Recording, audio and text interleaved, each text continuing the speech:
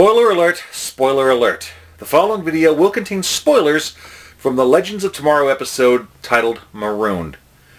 Also, this video will be containing language of a frank and explicit nature. Viewer discretion is advised.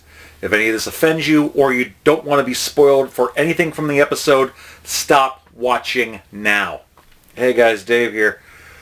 Okay, first off, I want to apologize for being a little late for getting this video out. I fully intended to do something on Friday to get it out there, but unfortunately Mother Nature had a different surprise for me in the way of, the norovirus, or as I like to call it, the fricking plague. So, yeah, nothing like waking up Friday, 4 a.m., you feel like you're a tube of toothpaste being squeezed from the inside and having it come out both fucking ends. I swear to God, I went to shit. It triggered my vomit reflex and I was puking. It was horrible. It felt like my intestines grew teeth and was biting me from the fucking side. So yeah, I need to bitch. I mean, that and, with the apparent loss of one of the main cast members, congratulations, Legends of Tomorrow. The apparent death of Mick Rory has had me shitting myself for 3 days straight.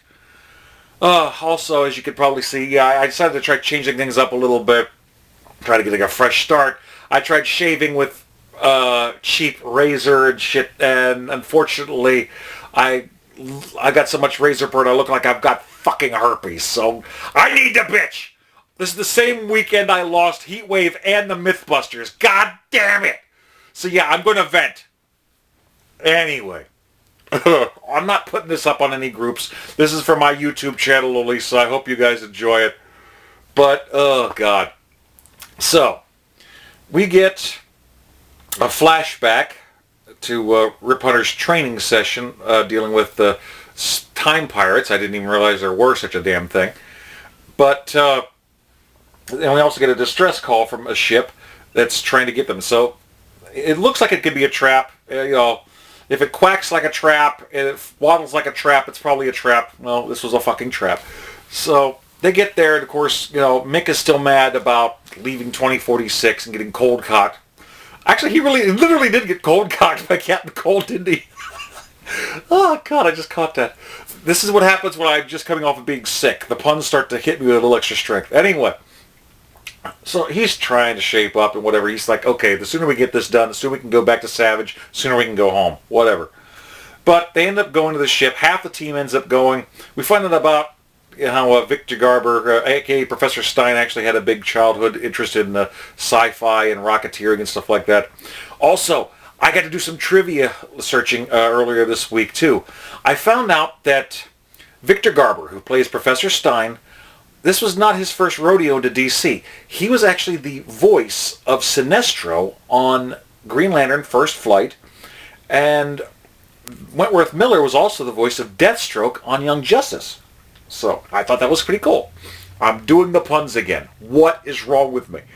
Anyway, so half the team's over there, and we get to see as the pirates are trying to fire on the Wave Rider to take it out. Rip has programmed stuff in there for verbal commands to activate certain attack methods or stuff like that. The Imperiex, Onslaught, Kanjaro, these are all key name characters from DC Universe and their history about some serious like space pirates and stuff like that. So that's actually pretty darn cool. Unfortunately, the ship ends up getting damaged a bit by being fired upon. They start losing hull pressure. At one point, Sarah and Snart are trapped in a part that's been sealed off because the hull's been breached. Adam needs to go out, even with a lacking of good oxygen supply, to try to repair it. So, I mean, Sarah and Snart have their bonding moments. We get to find out that although Snart likes the cold, decompression in the vacuum of space is a little bit different from Burr, okay? So I could have swore. I called that on one of the fucking groups. I told you that they were huddling for warmth, but no. Oh, he liked the cold. Yeah, it's the vacuum of fucking space. Good God. Anyway. Meanwhile, we also get to find out some other cool little things, like Kendra's trying to talk Ray through the repairs, but also surviving through the oxygen deprivation. And he talks about what's your favorite color? Don't have one. Which was like saying what your favorite beetle is. Turns out these are actually little hints that Brendan Routh was originally tagged to play Ted Kord, aka Blue Beetle. So, interesting trivia there. See, I'm trying to give you guys something good. I may be gone for a few fucking days, but at least I'm trying. Ugh.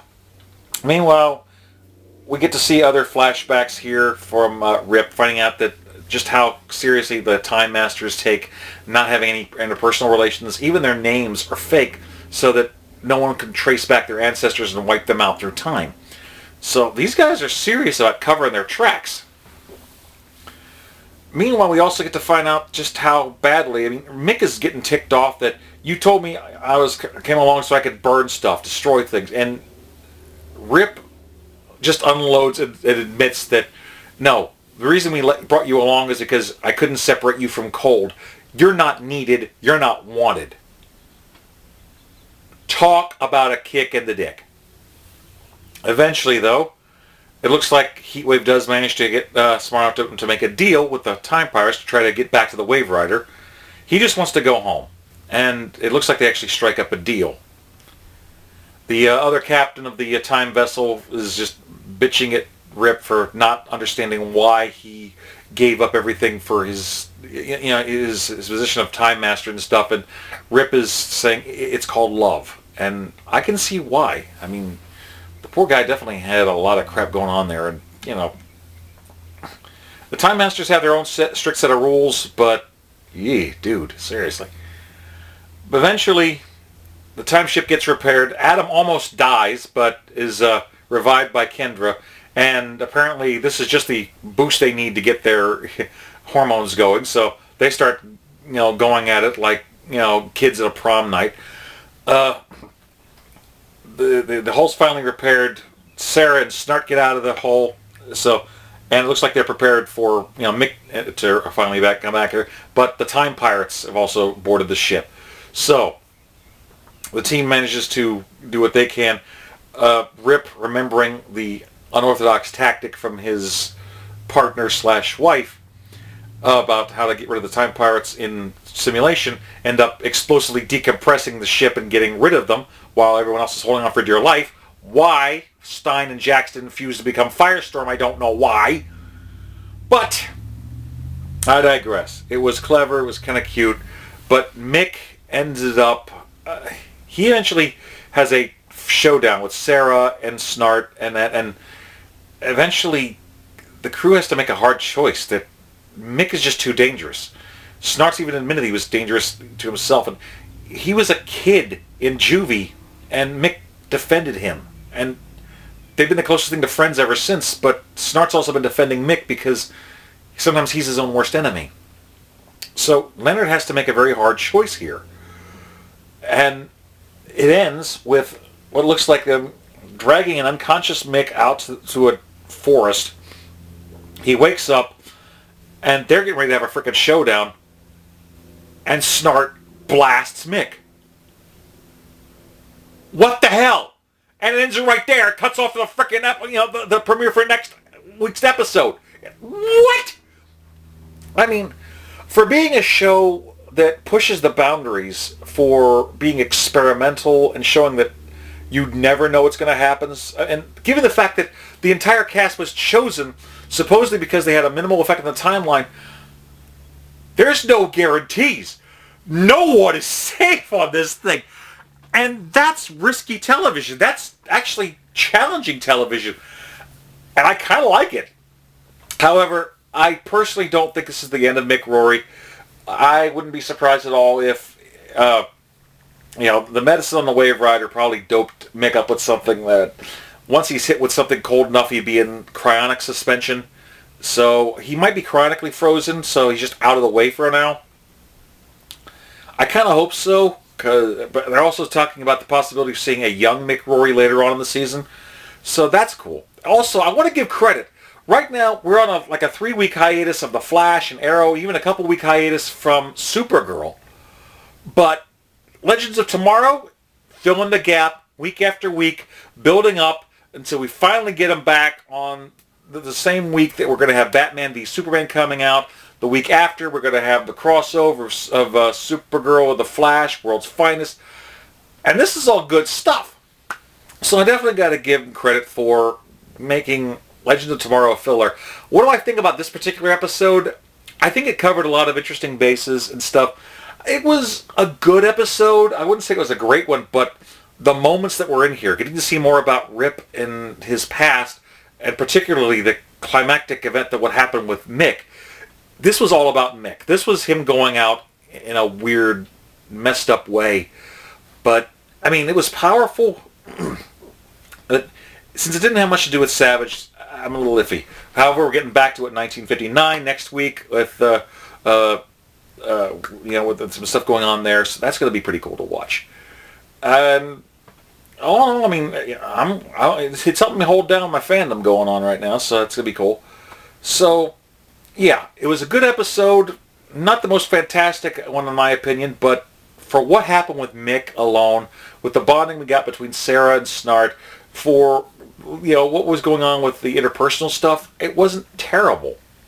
And we even get to see more about Martin Stein step up and be more of a badass without having to be Firestorm too. So all in all, it's a fun episode that definitely is true to the comics when it comes to the DC sci-fi stuff back in the old days. So that at least was cool. But can't wait for next week's. This is going to be cool. So what did you guys think? Please like, comment, subscribe, share. And like I said, I needed to just fucking vent because, I've been sick this week. It sucked. I'm finally starting to feel better. And I do this to myself. Arrgh, fuck. I was going to do a commercial for Leesburg Comic Con today too, but I can't. I'm looking like this shit. Hopefully I'll start healing up. I'll start growing my facial hair out again. It'll all be good. And I can do another commercial here coming up, so it'll be great. So, I hope you guys enjoyed the episode, and if you guys want to see more of my uncensored reactions, remember this is not safe for work, just let me know, because I like to vent. I like not having to be censored. The only reason I did so was that I was putting this stuff in groups that I know they have kids, and I'm trying to be respectful of that. I'm not putting this in any fucking groups, so just do you, boo-boo. Anyway, guys, until next time, Dave's signing off. I think my stomach's rumbling again. Oh, crap. I hope I'm not going to be another chocolate fountain. Ugh. Anyway, I'll catch you guys later. Until next time, signing off. Peace. Yum, yum.